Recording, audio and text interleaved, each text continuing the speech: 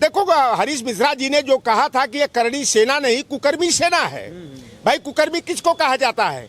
जो गरीबों का, पिछड़ों का, दलितों का, मजलूमों का शोषण उत्पीड़न करते हैं, बहन बेटियों की आबरू लूटने का काम करते हैं। और ये करणी सेना के जितने हैं, अगर इनका इतिहास निकालेंगे तो एक से एक जो है कि कुकर्मी, दुष्कर्मी, माफिया, चोर, लुच्चे, लफंगे, डकैत और बलात्कारी मिलेंगे। जब कुर्सी पर कोई बड़ा बन जाता है, हमारा ओबीसी का, एससी का बेटा, तो दामाद बनाने के लिए करणी भरणी सेना वाले सबसे आगे लाइन में खड़ा हो जाते हैं, लगते हैं मोल भाव करने। तो इनकी तलवार जो है ना कि केवल गरीबों पर दिखाई देती है। इनकी तलवार का शौर्य जो है पिछड़ों दलितों पर दिखाई देता है। आप बताओ भाई, अंग्रेजों के समय तुम्हारी तलवार कहाँ चली गई थी? मैं तो कहता हूँ कि सरकार छूट दे दे, ना हमारे ऊपर मुकदमा हो ना उनके ऊपर मुकदमा हो, और दिन दे दे, और आमने सामने जो है कि एक तरफ करणी सेना और दूसरी तरफ हमारी एकलव्य सेना और नारायणी सेना रहेगी, और कर ले फैसला हो जाए, दूध का दूध और पानी का पानी हो जाए।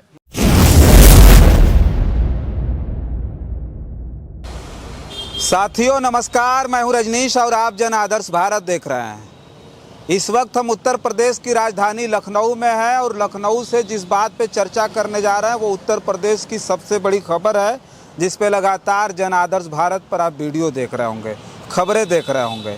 वो सबसे बड़ी जो खबर है वो बनारस वाले मिश्रा जी को लेकर के है कि एक ब्राह्मण समाज का बड़ा नेता, पीडीए की आवाज़ बुलंद करने वाला, जो जिसके ऊपर खुद हमला होता है और हमले के बाद उसी शख्स को जेल भेज दिया जाता है, आज वो जेल की सलाखों के पीछे हैं।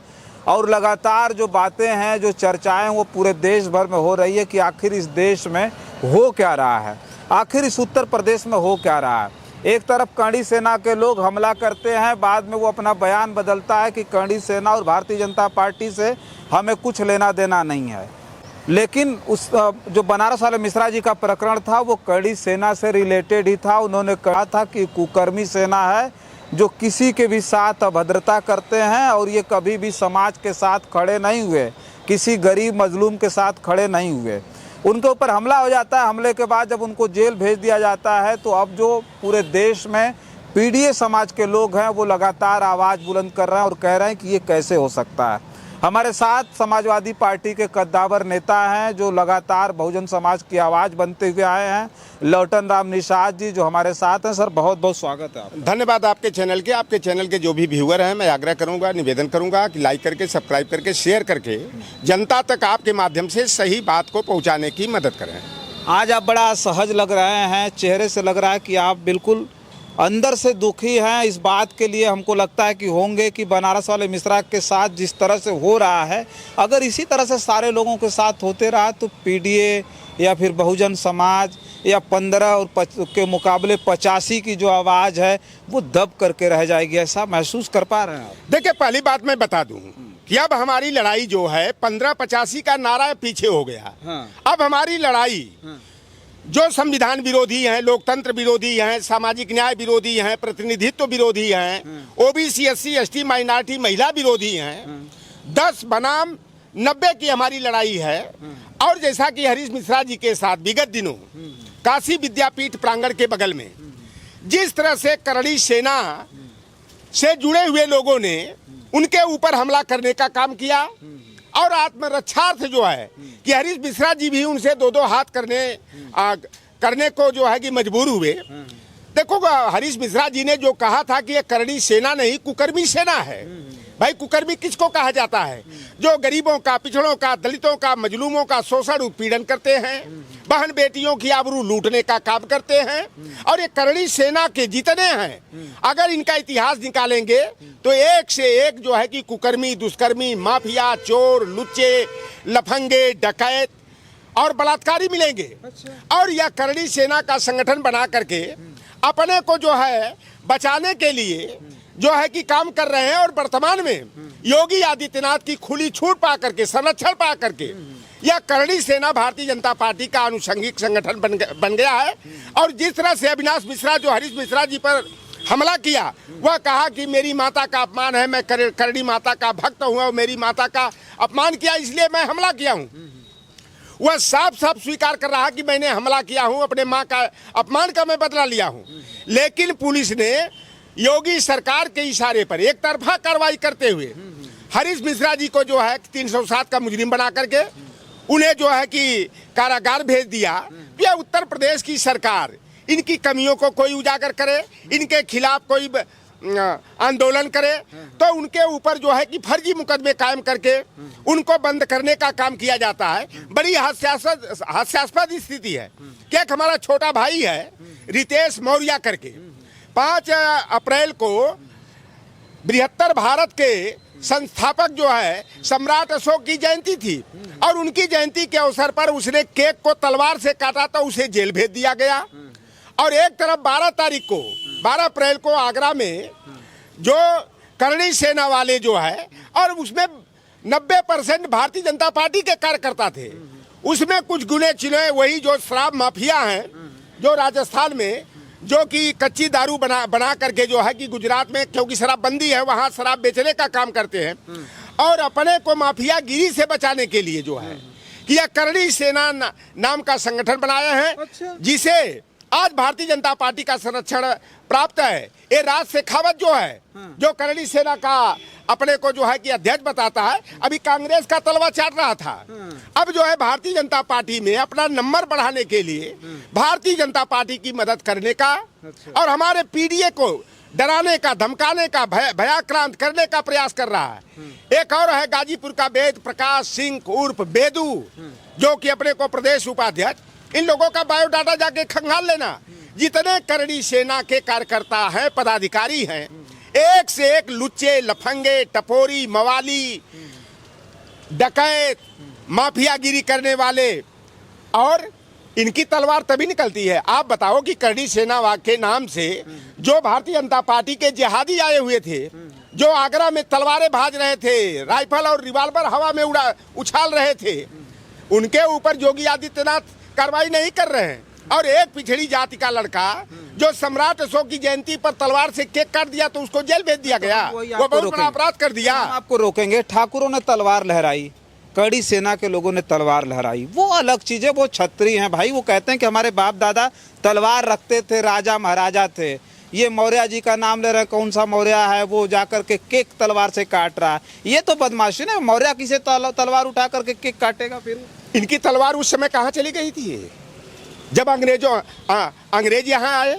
इनकी तलवार कहाँ गई जब खिलजी वंश के लोग आए, लोधी वंश के लोग आए, ऐबक वंश के आए, गुलाम वंश के आए, महमूद गजनबी आया, चाहे मोहम्मद गोरी आया।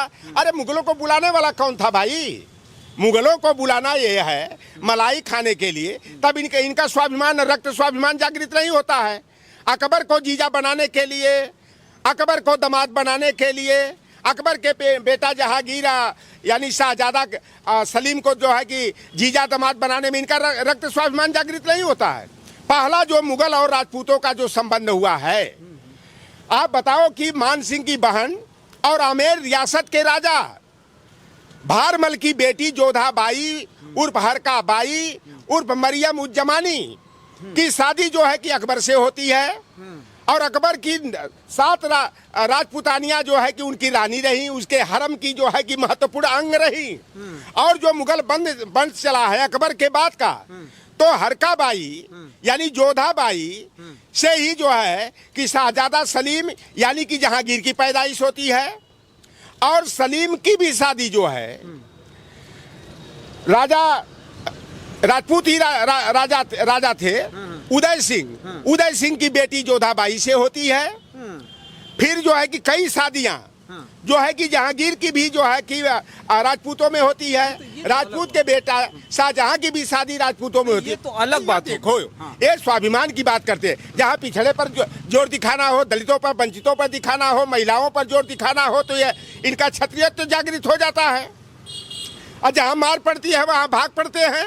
हम ये कह रहे हैं कि यादव लाठी पर गुमान करता अपने है, पूरा वाली लाठी पर है गुमान है, बिल्कुल तो है। छत्री अपने तलवार पर गुमान करेगा कि नहीं करेगा? आप देखो, हमारी बात सुन लीजिए। छत्री गुमान करेगा अपने उसमें तलवार पे। एक मौर्य की क्या हैसियत और हिम्मत होगी कि वो तलवार लहराए और तलवार हो कि बृहत्तर भारत का साम्राज्य पर कब्जा करने वाला कोई माई का लाल पैदा हुआ तो मौर्य वंश का ही सम्राट अशोक हुए, तमाम जो है, और उन्हीं लोगों को ये छल कपट करके जो ये अविनाश मिश्रा है, ये हमारे मिश्रा जी पर हमला बोलता है, और इनके लोगों ने जो है कि बृहदत्त मौर्य की धोखे से हत्या करने का काम करते हैं। 10वां जो हमारा मौर्य वंश के शासक थे, तो यह इस तरह से छल कपट की राजनीति करना अपने स्वार्थ के लिए, तब इनको मौर्य ने तलवार से केक काटा था। तलवार हमारी है यार, असली तलवार तो मौर्य और निषादों की है, अहिरों के शान का प्रतीक है।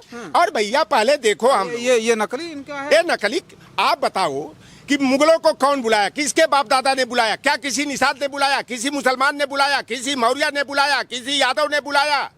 बाबर को किसने आमंत्रित करके बुलाया था इब्राहिम लोदी को हराने के लिए? आप लोग बात करते हो, ये भारतीय जनता पार्टी वाले रक्त स्वाभिमान, करणी सेना वाले रक्त स्वाभिमान की बात करते हैं। आज भी इनको लाभ मिले तो हमारे बेटे को दामाद बना लेंगे, जीजा बना लेंगे, हमारे भाई भतीजे को जीजा बना लेंगे, तब इनका स्वाभिमान नहीं। एक कुर्सी देखते हैं। जब कुर्सी पर कोई बड़ा बन जाता है, हमारा ओबीसी का, एससी का बेटा, तो दामाद बनाने के लिए करणी भरणी सेना वाले सबसे आगे लाइन में खड़ा हो जाते हैं, लगते हैं मोल भाव करने। तो इनकी तलवार जो है ना कि केवल गरीबों पर दिखाई देती है। इनकी तलवार का शौर्य जो है पिछड़ों दलितों पर दिखाई देता है। आप बताओ भाई, अंग्रेजों के समय तुम्हारी तलवार कहाँ चली गई थी? अंग्रेजों के खिलाफ मुखबिरी करने वाले तुम्हारे बाप दादा, अंग्रेजों की मदद करने वाले तुम्हारे बाप दादा, वीर शिवाजी की मुखबिरी करने वाला और गद्दारी करने वाले तुम्हारे बाप दादा, और औरंगजेब की मदद करने वाले तुम्हारे पूर्वज।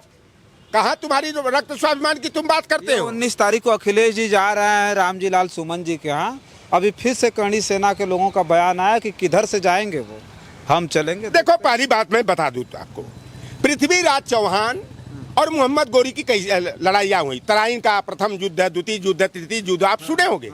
जब तक महाराणा प्रताप पृथ्वीराज चौहान के साथ निषाद समाज के लोग थे, तब तक उनकी जीत मिली।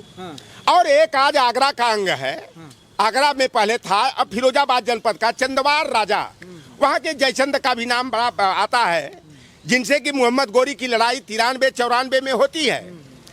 आप वहाँ पर जीत भी मोहम्मद गोरी की होती है।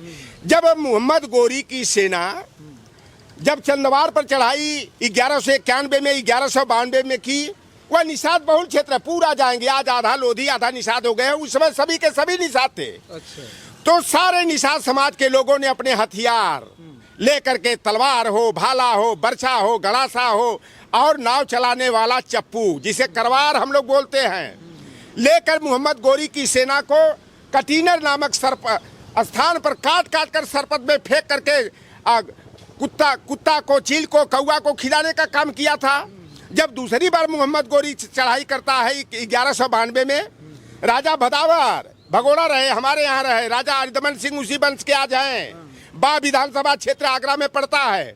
वहां पर दामोदरपुरा, कबीरपुरा में पूरे क्षेत्र के निषादों ने मोहम्मद गोरी की सेना को घेर करके, जैसे कद्दू काटा जाता है, लौका, कोहड़ा, बथुआ काटा जाता है, मूली और गाजर, वैसे काट काट करके चंबल नदी में फेंक करके जो है कछुआ, घड़ियाल, मगरमच्छ को खिलाने का काम किया निषादों ने।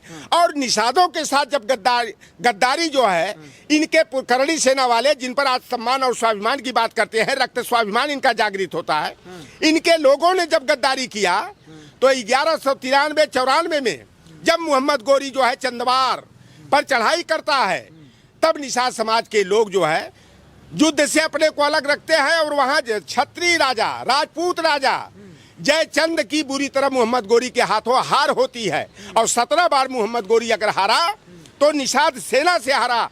अब जो है कि रामजी लाल सुमन के बचाव में, पक्ष में, समाजवादी पार्टी के पीडीए के सम्मान और स्वाभिमान में, अब फिर जो है 1191-92 वाला निषाद समाज का स्वाभिमान जाग गया है, और अपनी निषाद आर्मी बनाकर, निषाद सेना बनाकर, इकलव्य सेना बना करके, करणी सेना से अगर यह कल कहीं अखिलेश जी के साथ जैसा धमकियां दे रहे हैं कि अखिलेश यादव को गोली मार देंगे, ये करेंगे, वो करेंगे, देखो भैया, पहले तो ये निषादों का से मुकाबला कर ले।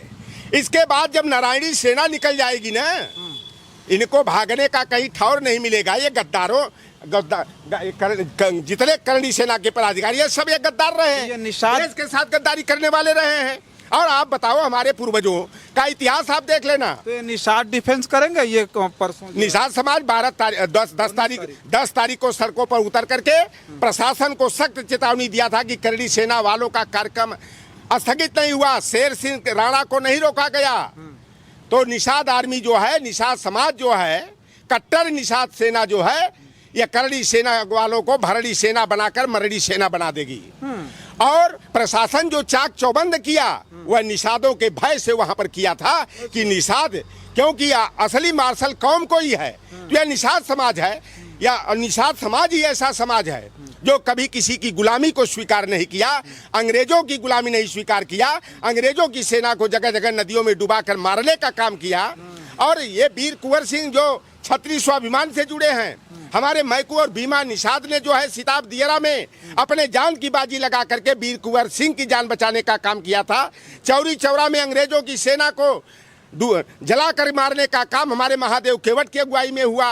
आजमगढ़ अब मधुबन, अब तो मऊ जिले का अंग बन गया। मधुबन थाना में 17 अंग्रेज सिपाहियों को जलाकर मारने का काम मरियादपुर निवासी जो है कुमार माझी ने किया था। और कानपुर के सत्ती चौरा घाट पर जब पेशवा से अंग्रेजों का समझौता हो जाता है, नाना साहब पेशवा का, 40 नावों पर अंग्रेजों की सेना लदकर जा रही थी, तो सत्ती चौरा घाट पर डुबा करके अंग्रेजी सेना को जो है कि मारने का काम किया था। और अंग्रेजों ने 1871 में हमारे निषाद समाज को, हमारी देशभक्ति को देख करके, हमारे लड़ाका वीरों के साहस को देख करके, शौर्य को देख करके निषादों को जरायम पेशी यानी अपराधी जाति, क्रिमिनल कास्ट घोषित किया था।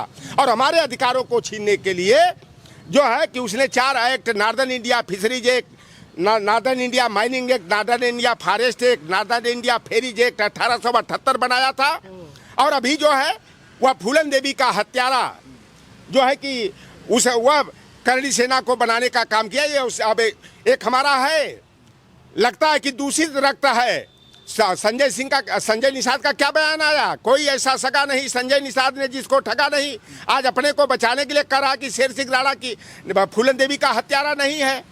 और शेर सिंह राणा खुद जो है कि फूलन की हत्या करने के बाद मीडिया से मुखातिब होते करते कहा था कि बेहमई में 21 ठाकुरों की हत्या का बदला लेने के लिए मैंने फूलन देवी की हत्या किया हूं। और आज जो है प्रवक्ता बन करके शेर सिंह राणा का ये संजय निषाद समाज को अपमानित करने का, लांछित करने का, बहन फूलन देवी के मरने के बाद धोखाधड़ी करने का काम कर रहा है। बहुत बड़ी बात है कि उन्होंने कह दिया शेर सिंह राणा ने हत्या नहीं की। ये संजय निषाद ये मानसिक गुलाम बन गया है। ये 302 का मुजरिम है। अखिलेश निषाद की चर्चा में आने के लिए हत्या 7 जून 2015 को कसरवल में करने का काम किया था। और आज जो है अपने को 302 के मुजरिम से बचने के लिए, जेल जाने से बचने के लिए, या केवल जो है भारतीय जनता पार्टी का प्रवक्ता बन करके जो है कि काम कर रहा है। और निषाद समाज जो है कि कल जो है अखिलेश यादव जी जाएंगे और निषाद समाज हमें भी हम लोग भी तैयारी में हैं। सारे औरैया से शुरू करके इटावा के हो, फिरोजाबाद के हो, आगरा के हो,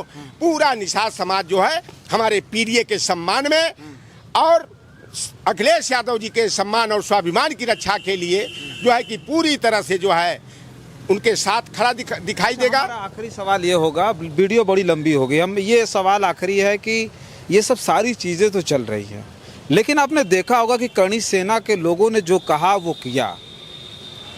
मिश्रा जी के ऊपर हमला हुआ, सबसे बड़ा मामला है कि वो जेल चले गए।